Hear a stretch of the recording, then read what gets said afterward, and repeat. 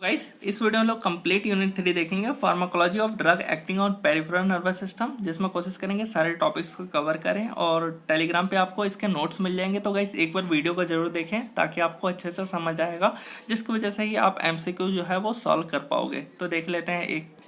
So guys यहाँ पे देख लेते हैं सबसे पहले नर्वस सिस्टम। नर्वस सिस्टम को डिवाइडेड किया गया है peripheral nervous system, central nervous system. Central nervous system guys हमें मालूम ही है, जो हमारा ब्रेन है और जो हमारा स्पाइनल कॉर्ड है, तो ये लोकेटेड है सेंटर पे, तो सेंट्रल नर्वस सिस्टम ये हो गया।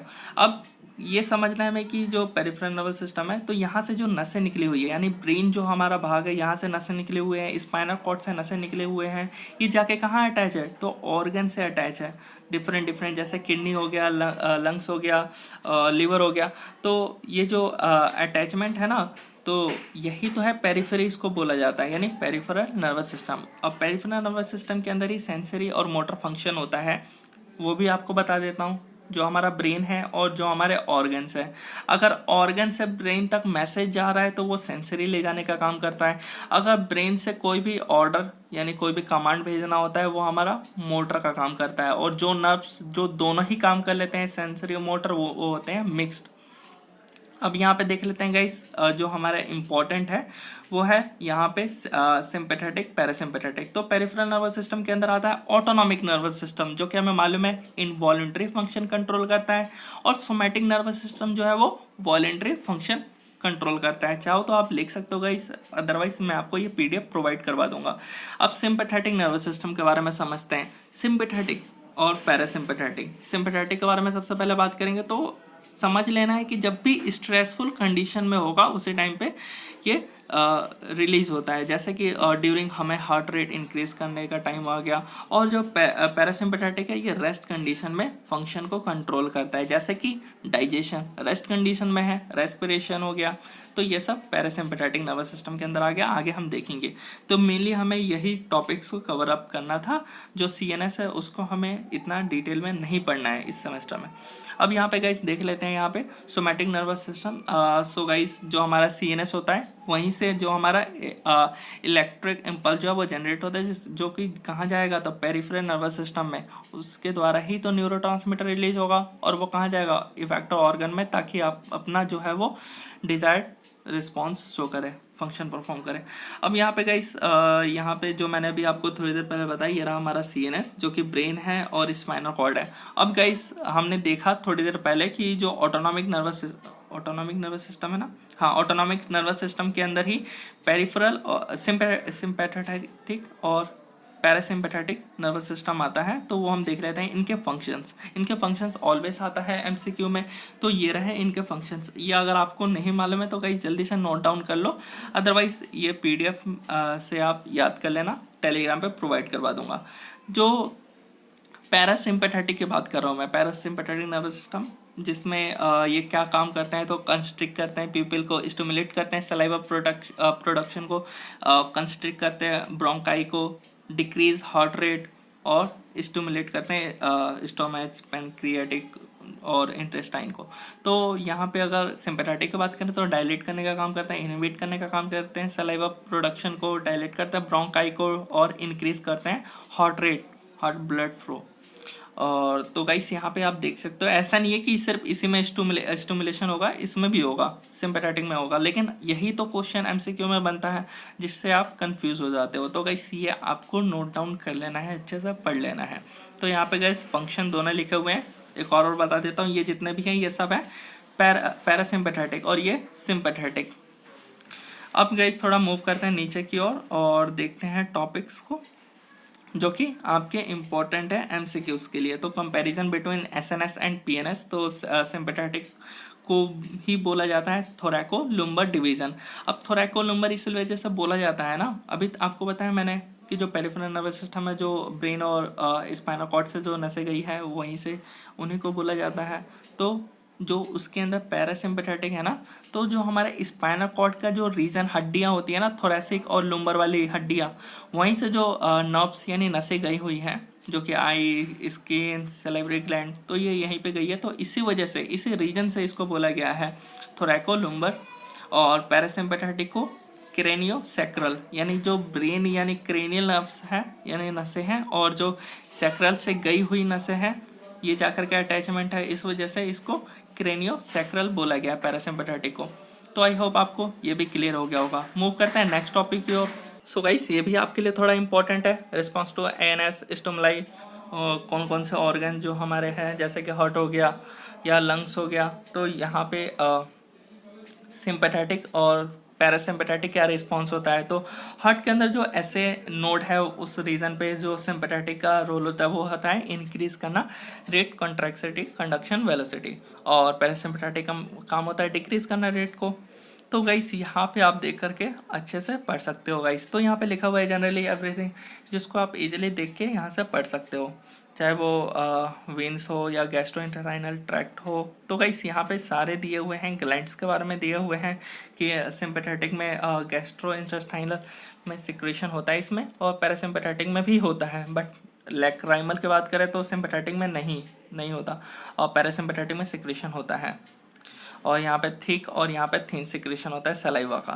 तो आई होप आपको गाइस ये भी पढ़ लोगे आप पीडीएफ से इजीली। तो गाइस नेक्स्ट टॉपिक क्या है हमारा, न्यूरो ह्यूमरल ट्रांसमिशन। तो गाइस यहाँ पे स्टेप बाय स्टेप लिखा हुआ है। पहले स्टेप में इम्पल्स का कंडक्शन होता है, फिर ट्रांसमीटर रिलीज, फिर transmitter action on post synaptic membrane, फिर पोस्ट जंक्शन एक्टिविटी, उसके बाद टर्मिनेशन ऑफ ट्रांसमीटर। तो गाइस इसके बारे में भी हम लोग देख लेते हैं। यहाँ पे गाइस एक एक स्टेप्स लिखे हुए हैं। तो गाइस क्या होता है मेनली आपको मैं और अच्छे से समझा देता हूँ। जो हमारा नर्व इम्पल्स है तो ये कहाँ जाएगा, ये हमारे प्री साइनेप्टिक में आएगा सबसे पहले, प्री साइनेप्टिक। उसके बाद क्या होता है कि जो हमारा सोडियम आयन जो होता है वो बाहर से अंदर की तरफ आता है, जैसे कि गाइस यहाँ पे आप देख सकते हो गाइस सोडियम जो है वो बाहर से अंदर की तरफ आ रहा है। वैसे ही जो कैल्शियम है ना ये भी बाहर से अंदर की तरफ आएगा, और जो हमारा इम्पल्स जो आया था जिसकी वजह से जो प्री साइनेप्टिक में आता है ना, तो उसी के अंदर जो एक्सोन की मदद से जो न्यूरोट्रांसमीटर होते हैं, न्यूरोट्रांसमीटर डिफरेंट होते हैं, तो वो जो होते हैं वो रिलीज हो जाते हैं। और जैसे ही वो रिलीज होंगे न्यूरोट्रांसमीटर, जैसे ही यहाँ पे गाइस लिखा हुआ है न्यूरोट्रांसमीटर जैसे ही रिलीज होंगे वो अपने जंक्शन पे जाएंगे यानी पोस्ट साइनेप्टिक रीजन वाले एरिया पे, और उसके बाद जो एक्शन होगा वो जनरेट करेगा यानी डिजायर्ड रिस्पॉन्स जो होगा वो प्रोड्यूस होगा।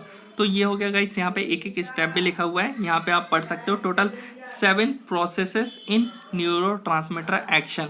तो गाइस यहाँ पे यही लिखा हुआ है कि जो न्यूरोट्रांसमीटर यानी अगर मैं आपको एग्जांपल देके समझाऊं तो जैसे कि नोर एपिनेफ्रिन हो गया। सो गाइस रियली सॉरी ज़्यादा शोर हो रहा था। तो गाइस हम लोग समझ रहे थे कि जो न्यूरोट्रांसमीटर 7 प्रोसेसेस की बात कर रहे हैं, तो जो न्यूरोट्रांसमीटर का एक एग्जांपल लेते हैं नोर एपिनेफ्रिन। इसका प्रिकर्सर कौन है, तो डोपामिन। तो डोपामिन के द्वारा जो नोर एपिनेफ्रिन है वो न्यूरोट्रांसमीटर है रिलीज हुआ। अब इससे क्या होता है नोर एपिनेफ्रिन, ये सबसे पहले वेसिकल में जाके स्टोर होगा, जैसे कि यहाँ पे गाइस वेसिकल आप देख सकते हो, और जैसे स्टोर होगा उसके बाद क्या होगा न्यूरोट्रांसमीटर रिलीज होगा ड्यूरिंग इम्पल्स आने से, मतलब कि जब एक्शन पोटेंशियल जनरेट होगा इम्पल्स आएगा तो उस टाइम पे ये रिलीज होंगे। कैसे, तो ये बस्ट हो जाते हैं, जो वेसिकल्स हैं वो बस्ट होंगे। उसके बाद ये कहाँ जाएंगे, साइनेप्स में जाएंगे, और उसके बाद रिसेप्टर पर बाइंड होंगे, और उसके बाद डिजायर्ड एक्शन जो है वो शो करेंगे। तो आई होप आपको गाइस अच्छे से समझ आ गया होगा। तो गाइस यहाँ पे एक एक स्टेप भी लिखा हुआ है, चाहे तो आप रीड आउट कर सकते हो, एक एक स्टेप पर लिख सकते हो, नोट्स बना सकते हो, और ये पीडीएफ भी आपको मिल जाएगी। मूव करते हैं नेक्स्ट टॉपिक की ओर। सो गाइस जो नेक्स्ट टॉपिक है वो हमारा ऑटोनॉमिक ड्रग है। इसके अंदर कोलिनर्जिक, मस्करानिक, एगोनिस्ट। तो गाइस इसके अंदर एमसीक्यू किस टाइप के बनते हैं, क्या क्या बनते हैं, उस टाइप से हम लोग इसको स्टडी करने वाले हैं। तो गाइस थोड़ा सा यहाँ पे गैप देख लेता हूँ। यहाँ पे सबसे पहले हमें ये समझना है, गाइस ध्यान से सुनना है। जो कोलिनर्जिक रिसेप्टर होता है, तो मैं यहाँ पे लिख देता हूँ कोलिनर्जिक रिसेप्टर। आई होप आपको गाइस समझ आ रहा हो। रिसेप्टर, जो कोलिनर्जिक रिसेप्टर होता है इसके अंदर क्या कौन कौन से आते हैं, एक मस्करानिक रिसेप्टर और एक हो गया निकोटिनिक रिसेप्टर। जो मस्करानिक रिसेप्टर होता है M1 से M5 तक होता है, जो कि हार्ट में प्रेजेंट होता है, स्मूथ मसल में प्रेजेंट होता है। और जो निकोटिनिक होता है ना, निकोटिनिक N से, तो ये आयन चैनल में प्रेजेंट होते हैं। अब यहाँ पे गाइस निकोटिनिक की अगर बात करो तो गाइस आपने देखा भी होगा NN रिसेप्टर या NM रिसेप्टर, ये कहाँ प्रेजेंट होते हैं, ये निकोटिनिक के ही तो रिसेप्टर हैं NN NM, तो एन जो रिसेप्टर होता है ये प्रेजेंट होता है ऑटोनॉमिक गैंग्लिया, और एनएम रिसेप्टर जो होता है वो स्केलेटल मसल। और जो मस्करानिक रिसेप्टर होता है इसको हम लोग एम से डिनोट करते हैं, M1 रिसेप्टर, M2 रिसेप्टर, जिसमें हम लोग ये समझते हैं कि M1 रिसेप्टर कहाँ प्रेजेंट होता है, M2 रिसेप्टर कहाँ प्रेजेंट होता है, तो M2 जनरली हार्ट में प्रेजेंट होता है। इस टाइप से गाइस आपको ये क्वेश्चन पूछा जाएगा कि जो रिसेप्टर्स होते हैं मस्करानिक रिसेप्टर वो कितने होते हैं, जैसे M1 से M5 तक, या फिर जो मस्करानिक रिसेप्टर है M2 वो कहाँ प्रेजेंट होता है, M2 रिसेप्टर। आपको डिफरेंट ऑप्शन दे दिया जाएगा, तो उसमें जो होगा वो हार्ट जो होगा करेक्ट ऑप्शन होगा। इस टाइप से गाइस आपको क्वेश्चन रीड आउट करना है। तो गाइस आई होप आपको ये समझ आ गया होगा। अब गाइस यहाँ पे दिया हुआ भी है कोलिनर्जिक मस्कुलिनिक एगोनिस्ट जो ड्रग्स होता है, कोलिन एस्टर या एल्कोलॉइड्स या मिसलेनियस। तो यहाँ पे गाइस देख सकते हैं एसिटाइलकोलिन हो गया, मिथाकोलिन हो गया, कार्बाकोल हो गया, या फिर बिथानिकोल हो गया। एल्कोलॉइड्स में मस्कुलिनिक, पिलोकार्पिन, एरिकोलिन। हाँ, पिलोकार्पिन बहुत बार क्वेश्चन पूछा गया है ये किस लिए यूज होता है, तो वो भी अभी हम थोड़ी देर में देखेंगे, आगे डिस्कस करेंगे, बिकॉज आगे इसका टॉपिक भी है। और मिसलेनियस में ये हो गया। तो गाइस थोड़ा और हम लोग डीपली अगर देखें तो मस्करेनिक रिसेप्टर के बारे में क्वेश्चन बनता है, इस वजह से मैं इसको अच्छे से आपको कवर अप करवाना चाहता हूँ। जो मस्करेनिक हो गया, लिख नहीं पा रहा हूँ मैं सही से थोड़ा। तो मस्करेनिक जो रिसेप्टर होते हैं जनरली M2 हो गया, तो ये जनरली क्या करते हैं, तो इंक्रीज करने का काम करते हैं स्वेटिंग और एक्सोक्राइन ग्लैंड, ब्रेडिकार्डिया हाइपरटेंशन करने का काम करते हैं, डिक्रीज करते हैं कॉन्ट्रैक्शन ऑफ हार्ट। तो ये सब आपको याद रखना है। मस्करेनिक की बात कर रहा हूँ मैं, डिक्रीज करते हैं क्या, कॉन्ट्रैक्शन ऑफ हार्ट, ब्रेडिकार्डिया करते हैं हाइपरटेंशन, और इंक्रीज करते हैं स्वेटिंग। और तो ये हो गया गाइस। और अच्छे से अगर बात करो तो जो हमारा हार्ट है, एक और बार आपको बता देता हूँ, हार्ट के अंदर डिक्रीज करते हैं हार्ट रेट को, और डिक्रीज करते हैं एवी नोड को, वैसे डायलेशन करते हैं।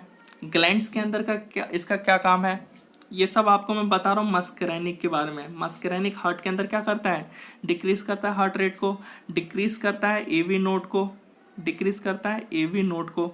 और मस्करेनिक जो रिसेप्टर होते हैं ये ग्लैंड्स के अंदर क्या काम क्या है, तो ग्लैंड्स के अंदर अगर मैं आपको समझाऊं तो ग्लैंड्स के अंदर ये इंक्रीज करते हैं सिक्रेशन, जैसे इंक्रीज स्वेटिंग वैसे increase secretion of exocrine gland. अब M3 रिसेप्टर, जैसे कि अगर आपसे क्वेश्चन पूछ लिया जाए M3 रिसेप्टर कहाँ प्रेजेंट होता है, तो ये हमारे आइस में प्रेजेंट होते हैं। अब ऐसे ही कई सब मस्करेनिक खत्म हो गया। अब हम बात कर लेते हैं निकोटिनिक के बारे में थोड़ा, बिकॉज यहाँ से क्वेश्चन बनते रहते हैं। ये सब आपके जो क्वेश्चन मेनली MCQ में आते हैं, यही मैं आपसे MCQ में पूछूंगा ड्यूरिंग क्विज टाइम। तो निकोटिनिक की अगर बात करें तो हमें मालूम है NN प्रेजेंट होता है, सॉरी NN और एक NM इसके अंदर होते हैं रिसेप्टर प्रेजेंट। अब NM जो होता है ये किस लिए होता है, स्केलेटल मसल, और जो NN होता है वो गैंग्लियन के लिए, जो कि CNS पार्ट होता है, स्टिमुलेशन ऑफ CNS करने का काम करते हैं। तो NM जो रिसेप्टर होता है ये कंट्रैक्शन करने का काम करता है स्मूथ मसल का। और ये तो हो गया गाइस किसका, निकोटिनिक रिसेप्टर का। तो ये आपको जनरली ध्यान रखना है, निकोटिनिक में NN और NM आते हैं। NM जो होता है वो स्केलेटल मसल, और NN जो होता है वो गैंग्लियोनिक यानी CNS पार्ट के लिए जनरली वहाँ पे प्रेजेंट होता है। अब यहाँ पे नेक्स्ट मूव करते हैं नेक्स्ट टॉपिक की ओर, जो कि है कॉलिनिस्टर के बारे में भी थोड़ा बहुत हम जान लेते हैं। तो गाइस इसमें हमें जनरली जो क्वेश्चन बनता है वही कि जो कोलिनेस्टरेज एंजाइम होता है ये हाइड्रोलाइज होता है किसमें, तो कोलिन में होता है हाइड्रोलाइज कोलिन, और एसिटिक एसिड में इसका हाइड्रोलाइसिस होता है। और जो ये जनरली 2 टाइप्स से होता है, एक ट्रू कोलिनेस्टरेज और एक स्यूडो कोलिनेस्टरेज। जो ट्रू कोलिनेस्टरेज होता है वो न्यूरोमस्कुलर जंक्शन में होता है, NMS न्यूरो मस्कुलर जंक्शन। और जो स्यूडो कोलिनेस्टरेज है SPSEUDO स्यूडो कोलिनेस्टरेज, जो कि प्रेजेंट होता है हमारे प्लाज्मा और लीवर में। तो गाइस ये होगा कोलिनेस्टर के बारे में कुछ। अब मूव करते हैं थोड़ा तो गाइस यहाँ पे आप देख सकते हो प्रॉपर्टीज बताया गया है कॉलिनिस्टर का जो ड्रग है, सोर्स यहाँ पे बताया गया है, इफेक्ट ऑफ ACH, और यहाँ पे गाइस देख सकते हैं इफेक्ट ऑफ फाइजोस्टिगमिन स्टेबिलिटी। तो गाइस ये जितने भी यहाँ पे चार्ट्स हैं ये सब आपको खुद से ही करने पड़ेंगे, बिकॉज एक एक टॉपिक को ज़्यादा टाइम के लिए मैं आपको नहीं समझा सकता। तो यहाँ पे आते हैं नेक्स्ट टॉपिक, कोलिनोमाइमेटिक एल्कलॉइड्स, जो कि मैंने आपको थोड़ी देर पहले बताया था। पिलोकार्बिन जो कि मोस्ट इंपॉर्टेंट टॉपिक है, इसका यूज़ कब किया जाता है तो ग्लूकोमा के लिए किया जाता है, माइसीलिया ग्रेविस के लिए किया जाता है, इसको अप्लाई किया जाता है अपने आइस में, मायोसिस के लिए कॉन्ट्रैक्शन करता है सिलेरी मसल को। तो ये सारा काम किसका है? पिलोकार्बिन का है। यहाँ पे गाइस आप पढ़ सकते हो, इसका सोर्स पढ़ सकते हो, और मायोसिस के लिए यूज़ किया जाता है, सिलेरी मसल के कॉन्ट्रैक्शन करता है, ये रिडक्शन करता है इंट्राऑक्यूलर प्रेशर को। तो ये 3 पॉइंट्स तो आपको मालूम होने ही चाहिए कैसे भी करके। और ग्लूकोमा इफेक्ट के लिए पिलोकार्बिन का यूज़ किया जाता है, ये भी आपको मालूम होना चाहिए। अब थोड़ा मूव करते हैं इसके बारे में, और यहाँ पे गाइस देख सकते हो मस्कराइन हो गया, मशरूम पॉइजनिंग यहाँ पे दे रखा है गाइस, मशरूम पॉइजनिंग।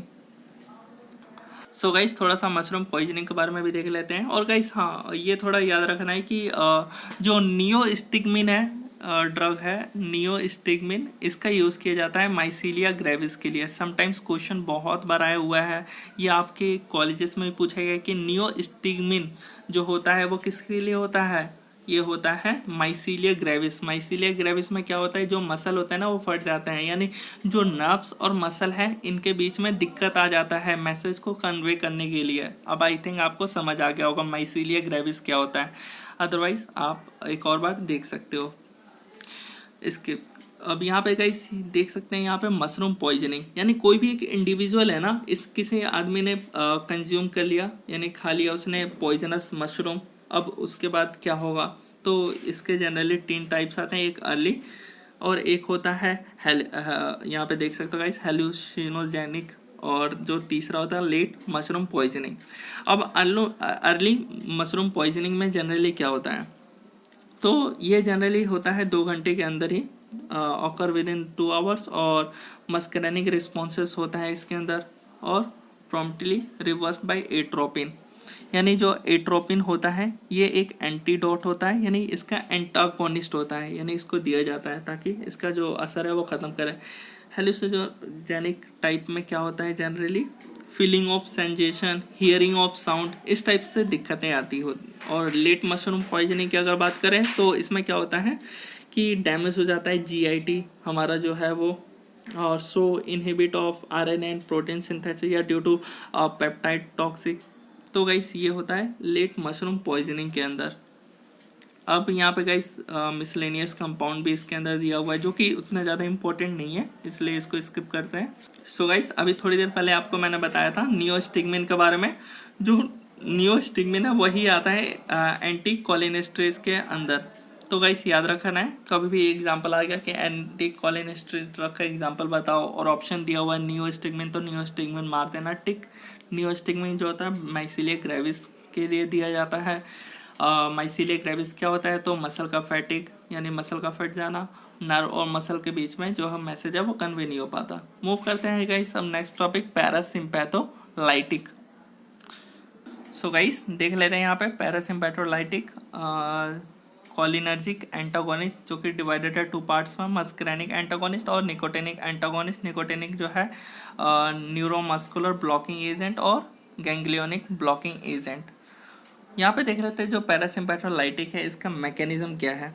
अब गाइस अभी थोड़ी देर पहले मैंने आपको ये बता रखा है, इस वजह से मैं आपको दोबारा रिपीटेड नहीं कराता। मस्करेनिक और निकोटिनिक वाला पार्ट, मस्करेनिक कहाँ प्रेजेंट होता है, मस्करेनिक अभी थोड़ी देर पहले बताया था हार्ट में।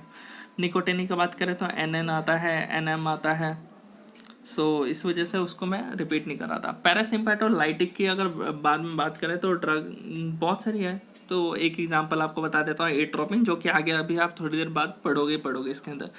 तो इसका क्या काम है, तो blocking muscarinic receptor, salivary bronchial and sweat gland are most sensitive to atropine, smooth muscle and heart are intermediate in responsiveness. यहाँ पे गाइस देख सकते हो effect of muscarinic blocking drug, जो कि आप पढ़ सकते हो यहाँ पे हार्ट के लिए इनिशियल ब्रेडिकार्डिया और उसके बाद फिर टैकीकार्डिया करता है। उसके बाद ग्लैंड्स के लिए डिक्रीज ऑफ सिक्रेशन, सीएनएस के लिए drowsiness, anti motion sickness, action. तो गाइस यहाँ पे एक एक आपको चीज़ दिया हुआ है जिसको आप इजीली नोट डाउन कर सकते हो और पढ़ सकते हो। ब्रोंकाइट के लिए ब्रोंकोडायलेशन करता है। सो यहाँ पे गाइस अब ड्रग के एग्जांपल दे रखे हैं। एट्रोपिन हो गया, स्कोपोलामाइन हो गया, इप्राट्रोपियम हो गया। तो ये सब इनका दे रखा है गाइस। इसका यूजेस आपको मालूम होना चाहिए। मेनली इसका यूजेस ही पूछा जाता है या फिर डायरेक्ट ये ड्रग्स पूछ लेते हैं। पैरासिम्पेटोलाइटिक के अंदर कौन से ड्रग्स आते हैं। तो गाइस ये अच्छे से आपको आने चाहिए। सो अब हम लोग थोड़ा मूव करते हैं। सो गाइस आई होप आपको ये क्लियर हो गया होगा। जैसे कि आपको जैसा पढ़ना है, जैसे कि एट्रोपिन हो गया, वो कहाँ से है, तो बेलेडोना एल्कोलॉइड प्लांट से है। और इसका जो यूजेस है, ये क्रॉस नहीं कर पाता ब्लड ब्रेन बैरियर को, बट हाई डोज में क्रॉस कर लेगा। ये ऑर्गेनोफॉस्फोरस पॉइजनिंग में इसका यूजेस है। ऐसे ही स्कोपोलामिन है, ये भी बेलेडोना एल्कोलॉइड से मिलता है। और ये सीएनएस रिप्रेजेंट है। इसका यूजेस क्या है, तो मोशन सिकनेस, नॉजिया, इस टाइप से आपको गाइस ये पढ़ लेना है। यहाँ पे गाइस अब एक एक को अच्छे से पढ़ना है। जैसे कि एट्रोपिन हो गया, तो यहाँ पे गाइस एक एक टॉपिक को हम लोग अच्छे से समझते हैं इसके बारे में, बिकॉज क्वेश्चन यहीं से बनते हैं। अब यहाँ पे गाइस एट्रोपिन के बारे में बताया गया कि ये सबसे पहले तो ये अल्कोलॉइड है, एट्रोपा बेलेडोना। यहाँ पे गाइस देख सकते हैं, atropine is a natural occurring alkaloid of Atropa belladonna is a competitive antagonist of muscarinic cholinergic receptor. ये कॉम्पिटिटिव एंटागोनिस्ट है मस्करेनिक कोलिनर्जिक रिसेप्टर का। इसके फार्माकोकाइनेटिक्स यानी पीके देख लेते हैं अब। तो पीके इसका क्या है, ये एब्जॉर्ब होता है कहाँ से, जीआई ट्रैक्ट से। एंड एक्सक्रीट कहाँ से होता है, यूरिन के द्वारा। 2 से 3 आवर एक्सक्रीट हाफ लाइफ है इसका एक्सक्रीशन का, 2 से 3 घंटे में। और लाइट सेंसिटिव होता है। और यहाँ पे गाइस इसके यूजेस देख लेते हैं। इसका यूजेस क्या है, तो प्री मेडिकेशन फॉर एनेस्थेसिया। और atropine decreases bronchial and salivary secretion, यानी सलाइवरी सिक्रेशन को डिक्रीज करता है, ब्रोंकियल डिक्रीज करता है। इसका एडवर्स इफेक्ट भी गाइस आपको मालूम होने चाहिए। और ड्राइनेस ऑफ माउथ हो गया या फिर ब्लड विजन हो गया। तो गाइस इस टाइप से आपको इजीली पढ़ लेना है। अब गाइस यहाँ पे बहुत सारे लिखे हुए हैं, तो गाइस आपको ध्यान से पढ़ लेना है। जैसे कि यहाँ पे दे रखा है 2 चीज़ें, ड्राइनेस ऑफ माउथ और ब्लड विजन। इस टाइप से आप एक एक दो टॉपिक बीच बीच में पढ़ सकते हो। मेन इफेक्ट क्या है, तो इनिबिशन ऑफ सिक्रेशन। इसके मेन इफेक्ट बताया गया है कि ये कॉजिंग अ ड्राई माउथ और relaxation of smooth muscle in the gut और यूरिनरी ट्रैक्ट। और atropine crosses the blood brain barrier यानी सीएनएस के अंदर, बट हाई डोज में लेंगे तभी तो क्रॉस करेगा ना। तो ये हो गया कंप्लीट। सो गाइस अब हम समझ लेते हैं सिम्पैथोमाइमेटिक ड्रग्स के बारे में। तो सबसे पहले इसका डेफिनेशन देख लेते हैं। इसका डेफिनेशन क्या है, सिम्पैथोमाइमेटिक जो एजेंट होते हैं ये मिमिक करते हैं एक्शन किसका, नोरएपिनेफ्रिन और एपिनेफ्रिन का। और इसके बारे में और देख लेते हैं कि this drug are agents which in general mimic responses due to stimulation of sympathetic nerves. और दिस एजेंट डायरेक्ट एक्टिवेट करते हैं एड्रेनर्जिक रिसेप्टर को, और इनडायरेक्ट एक्टिवेट करते हैं इंक्रीज इन नोरएपिनेफ्रिन और एपिनेफ्रिन लेवल को। सो यहाँ पे अब देखते हैं इनका सिंथेसिस किसका, एड्रेनलिन का। तो यहाँ पे सबसे पहले गाइस जो यूज़ होता है as a precursor phenylalanine, यह कन्वर्ट होता है किस में, तो टायरोसिन में, by help of enzyme phenylalanine hydroxylase. अब टायरोसिन से कन्वर्ट होता है किस में, dopa, by help of enzyme tyrosine hydroxylase. Dopa से डोपामिन, और यहाँ पे उसके बाद डोपामिन से एन उसके बाद एड्रेनलिन। यहाँ पे एंजाइम्स भी लिखे हुए हैं, ये गाइस आप नोट डाउन कर सकते हो और यहाँ से भी देख सकते हो गाइस, लिख सकते हो।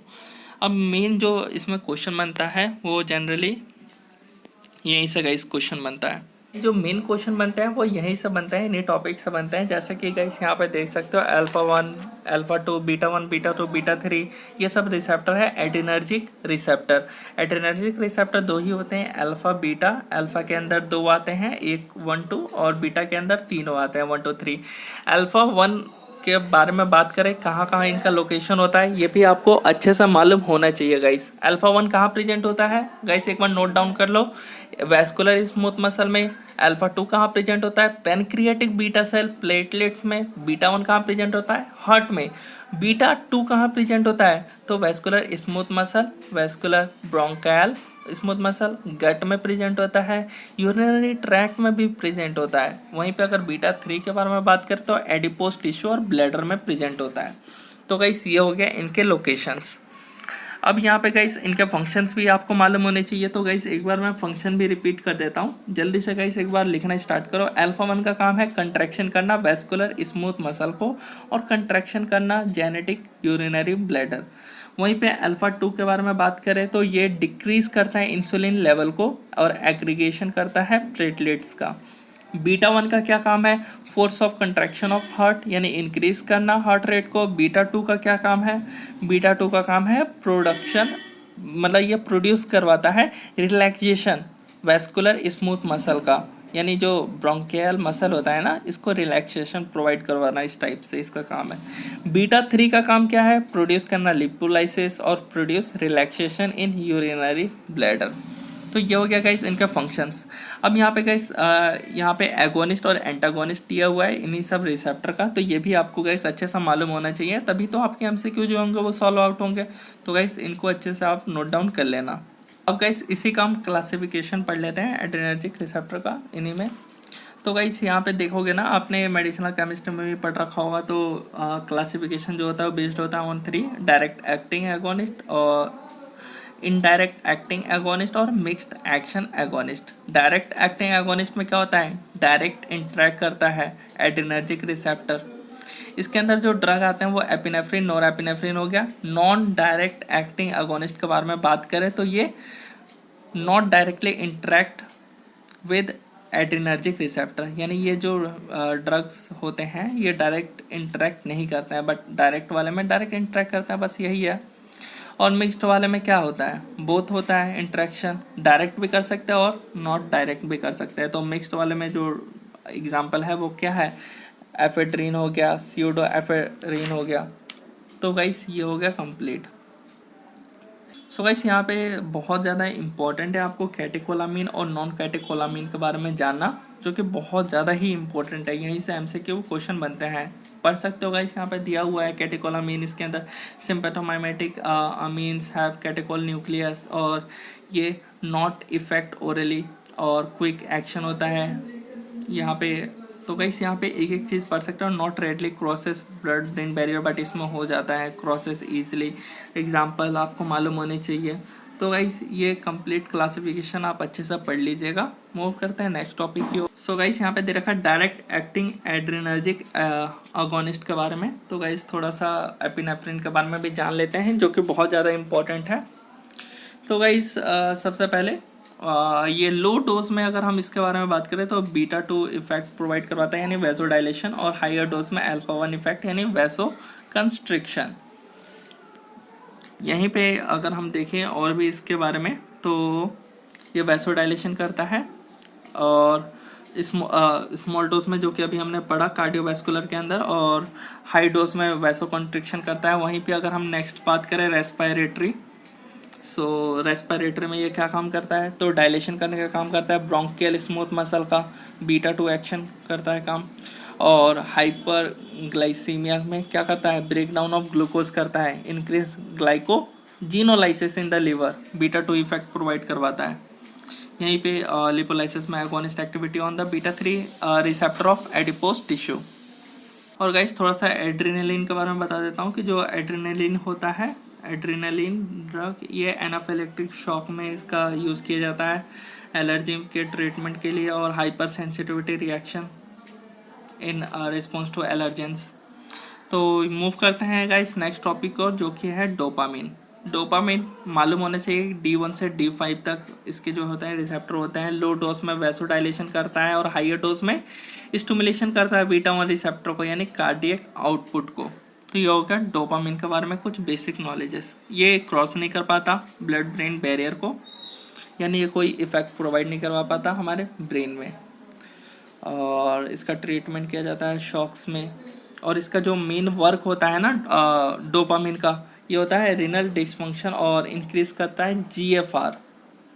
पार्किंसन डिजीज में इसका दिया जाता है डोपामिन का यूज़। तो गाइस ये सब आपको छोटी छोटी चीज़ें हैं, ये सब आपको मालूम होनी चाहिए। देख सकते हो गाइस यहाँ पे लिखा भी हुआ है। और इसका प्रीकर्सर कौन सा है, लीवोडोपा, ये भी आपको मालूम होना चाहिए। और गाइस एक और थोड़ा सा इसके बारे में देख लेते हैं, फिनोल डोपाम के बारे में। इसके बाद मूव करेंगे नेक्स्ट टॉपिक नॉन कैटेकोलामीन के बारे में। तो गाइस थोड़ा सा इसके बारे में देखें तो ये ट्रीटमेंट किया जाता है किसमें, तो सीवियर हाइपरटेंशन जिसका पेशेंट्स में जिनका सीवियर हाइपरटेंशन हो रहा हो, ये इसका यूज़ किया जाता है। D1 रिसेप्टर आइकॉनिस्ट और वैसोडाइलेशन में ये काम करता है। और इसका अगर हम बात करें ओरली बायोअवेलेबिलिटी तो कम होता है as compare to IV route. तो IV रूट से दिया जाए तो इसका ज़्यादा बायोअवेलेबिलिटी होगा, ये तो आपको मालूम ही होगा। तो गाइस अब यहाँ पे नेक्स्ट टॉपिक है नॉन कैटेकोलामिन अल्फा-1 एगोनिस्ट। अब इसके बारे में थोड़ा हम बात कर लेते हैं। तो दे रखा है फेनाइल एपिनेफ्रिन के बारे में, पहला ही है। तो गाइस सबसे पहले सिलेक्टिव अल्फा-1 एगोनिस्ट है ये, नसल डिकंजेशन में दिया जाता है इसको। और ये नॉट इनएक्टिव बाय कॉम्ट, और इसका लॉन्गर ड्यूरेशन होता है किससे, तो कैटेकोलामीन से। वहीं पे मिथॉक्सामीन के बारे में बात करें तो डायरेक्ट एक्टिंग अल्फा-1 रिसेप्टर एगोनिस्ट है ये, वैसो कंस्ट्रिक्शन में दिया जाता है इसका। वहीं पे अगर नेक्स्ट के बारे में बात करें नेफाजोलिन एंड जाइलोमेटाजोलिन के बारे में, तो ये भी वेसल कंट्रिक्शन और नेसल डिकंजेशन में दिए जाते हैं। अल्फा-1 एगोनिस्ट खत्म कर लिया हमने। अब अल्फा-2 एगोनिस्ट के बारे में थोड़ा हम बात कर लेते हैं, जिसके अंदर आता है क्लोनिडिन। क्लोनिडिन जो होता है ये क्या काम करता है इसके बारे में थोड़ा हम देखते हैं। तो ये पैनक्रियाटिक बीटा सेल है उसका डिक्रीज करता है। यहाँ पे गाइस एक एक वेट में आपको दिखा देता हूँ। क्लोनिडिन इसका थेरेपेटिक यूज़ भी हमें मालूम होना चाहिए। तो ये प्लेटलेट को एग्रीगेट करता है और नर्व टर्मिनल पे जो ये काम है इसका नॉर एपिनेफ्रिन का, उसको डिक्रीज करता है, जिसकी वजह से वैसोडाइलेटरी प्रोड्यूस होता है इफेक्ट। तो गाइस इसका थेरेपेटिक अगर हम यूज़ के बारे में बात करें तो यहाँ पर गाइस बहुत सारे दे रखे हैं। Moderate hypertension to control diarrhoea and diabetic patient with autonomic, और भी बहुत सारे एडवर्स इफेक्ट भी दे रखे हैं, ड्राई माउथ, सीडेशन। तो गाइस ये सब आपको कंप्लीट मालूम होने चाहिए। तो गाइस यहाँ पे क्लोनिडिन के बारे में हो गया। अब यहाँ पे देख लेते हैं गाइस, मूव करते हैं नेक्स्ट टॉपिक बीटा-2 सिलेक्टिव एजेंट्स के बारे में। तो गाइस ये एंटी एस्थमेटिक कंडीशन में दिया जाता है इनको। सबसे पहले तो ये हो गया। अब यहाँ पे दे रखा है गाइस साल्ब्यूटामॉल और टर्ब्यूटेलिन इसके बारे में। तो इसके बारे में गाइस आपको मालूम ही होगा। Selective beta two agonist smooth muscle relaxation and bronchial and uterus. तो शॉर्टनेस एक्शन होता है, रिलैक्सेशन प्रोवाइड करवाते हैं ब्रोंकियल एंड यूट्रस को, और ट्रीटमेंट किया जाता है अस्थमा में इनका यूज़ किया जाता है। वैसे ही गाइस साल्मेट्रोल एंड फॉर्मेट्रोल है, ये बीटा-2 एगोनिस्ट है। ये लॉन्गर एक्शन है, 12 घंटे का एक्शन लगभग में ये शो करते हैं। और फॉर्मेट्रोल जो होता है, जो कि इसका क्या काम है, तो क्विकर ऑनसेट एक्शन है एज़ कम्पेयर टू साल्मेट्रोल। और इसका मतलब कि जो फॉर्मेट्रोल है इसका ज़्यादा होता है as compare to salmeterol, fast reaction है। इसका यूज़ किया किस लिए किया जाता है फॉर्मेट्रोल का, ये आ गया क्वेश्चन में, तो क्या बताओगे, तो used as a COPD constructive obstructive pulmonary disease. तो गाइस यहाँ पे अस्थमा के लिए जनरली इसका यूज़ किया जाता है।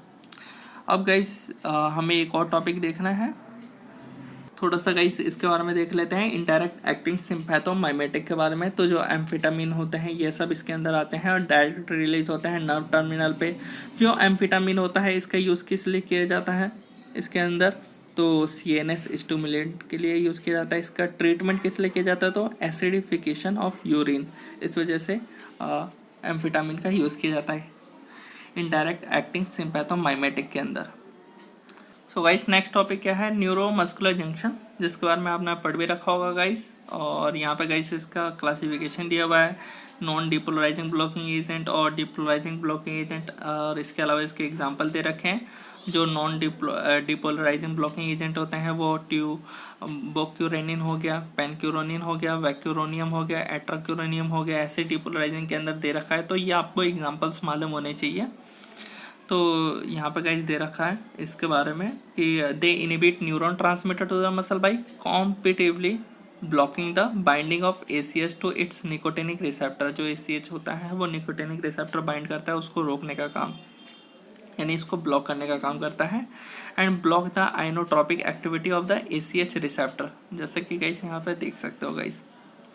सो यहाँ पे और मूव करते हैं, थोड़ा इसके मैकेनिज्म के बारे में देख लेते हैं। नॉन डिपोलराइजिंग ब्लॉकिंग एजेंट और डिपोलराइजिंग ब्लॉकिंग एजेंट। तो क्वाटरनरी मसल रिलैक्सेशन जो होता है वो बाइंड हो जाता है निकोटिनिक एसिटाइल कोलिनर्जिक रिसेप्टर पे और इनहिबिट कर देता है binding and effect of ACH को उसके रिसेप्टर से बाइंड होने के लिए। They are reversible competitive antagonist combined with nicotinic ACH receptor at the end plate and thereby competitively block the binding of ACH। तो यही गाइस लिखा हुआ है यहाँ पे। यहाँ पे गाइस देख सकते हो। अब थोड़ा फार्माकोलॉजिकल एक्शन देख लेते हैं। जो ट्यूबरकुलिन है ऑक्यूपाई करता है muscle cholinergic receptor site, thus preventing ACH from reaching with receptor और no activation of muscle cells result in muscle paralysis.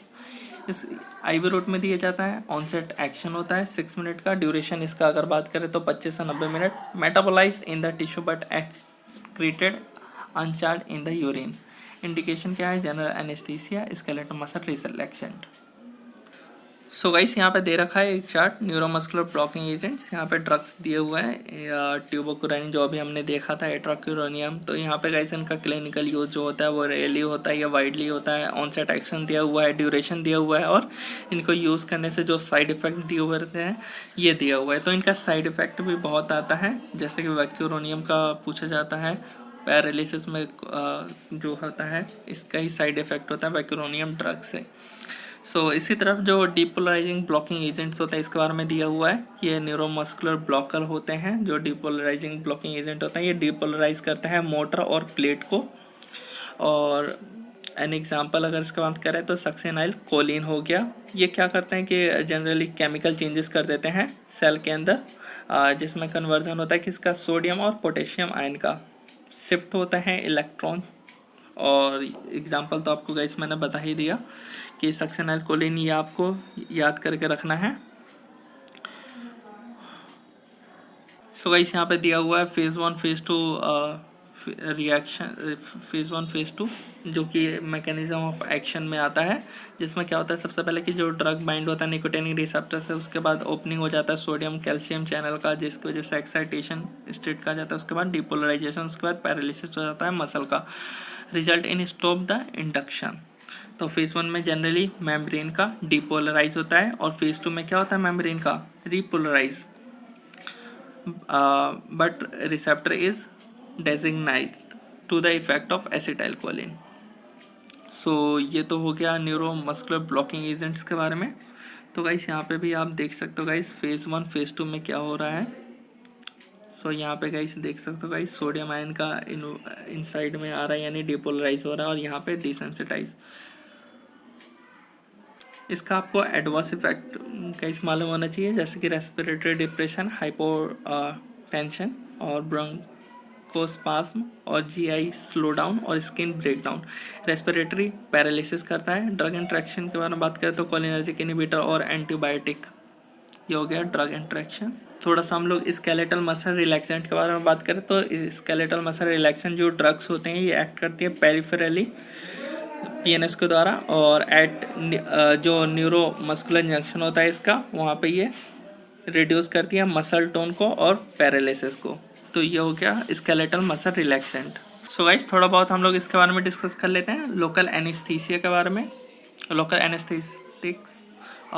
तो गाइस इसके अंदर हमें यह समझना चाहिए, बहुत सारे क्वेश्चंस यहाँ से एक दो तो क्वेश्चन बनेंगे। सबसे पहले कि ये जब इसको अप्लाई करते हैं हम लोग नर्व पे, तो वो ब्लॉक कर देता है नर्व कंडक्शन को। शॉर्ट सर्जरी के लिए इसका यूज़ किया जाता है। और गाइस ये जो लोकल एनेस्थेटिक है ये मतलब कि नॉट स्ट्रक्चरल डैमेज, मतलब कि जो न्यूरॉन्स होता है ना उसको कोई भी डैमेज नहीं करता है। ये ब्लॉक करता है नर्व कंडक्शन को। और ये जनरली आपने देखा होगा इसका यूज़ करते हुए डेंटिस्ट को, जब वो दांत निकालते हैं उस टाइम पे वो जनरली एक इंजेक्शन देते हैं, तो वो ही यूज़ करते हैं कि लोकल एनेस्थेटिक, नाम से पता चल रहा है एक पर्टिकुलर रीजन पे इसका यूज़ किया जा रहा है। और एक होता है जनरल एनेस्थेटिक। जनरल एनेस्थेटिक पूरे बॉडी के लिए हो गया, यानी उसमें पूरा बॉडी जो हमारा वो अवेलेबल होता है, और ये सिर्फ एक रीज़न, एक पर्टिकुलर रीज़न के लिए, सिर्फ एक रीज़न पे हमें दिया जाता है।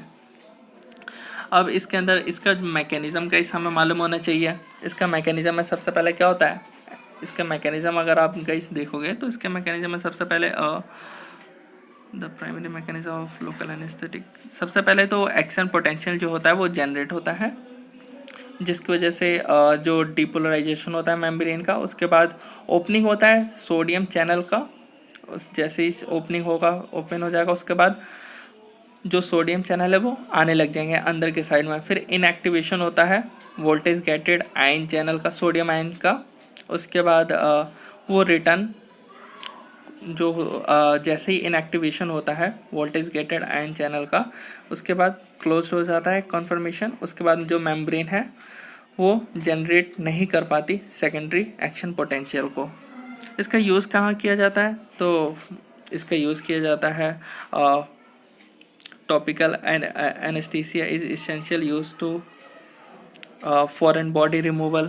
तो गाइस यहाँ पे आप देख ही सकते हो फॉरेन बॉडी रिमूवल को, या फिर टोनोमेट्री, या फिर topical anaesthesia is essential for the assessment of IOP। यहाँ पे गाइस देख सकते हो guys, commonly used as local anaesthetics in ophthalmic practices. Lidocaine हो गया, बुबिबाकेन हो गया, इथिडोकेन हो गया, प्रिलोकेन हो गया, मेविबाकेन हो गया, या टेट्राकेन हो गया, और इनके परसेंटेज भी लिखे हुए हैं गाइस। तो गाइस ये भी आपको मालूम होने चाहिए। अब यहाँ पे कॉमन टॉपिकल एनेस्थेटिक और कॉमन रीजनल एनेस्थेटिक भी दिए हुए हैं, तो गाइस यहाँ से आप आकर के पढ़ सकते हो गाइस। तो यहाँ पे गाइस इसका फार्माकोकाइनेटिक्स दिया हुआ है, साइट ऑफ इंजेक्टेबल फॉर्म में इसको दिया जाता है गाइस।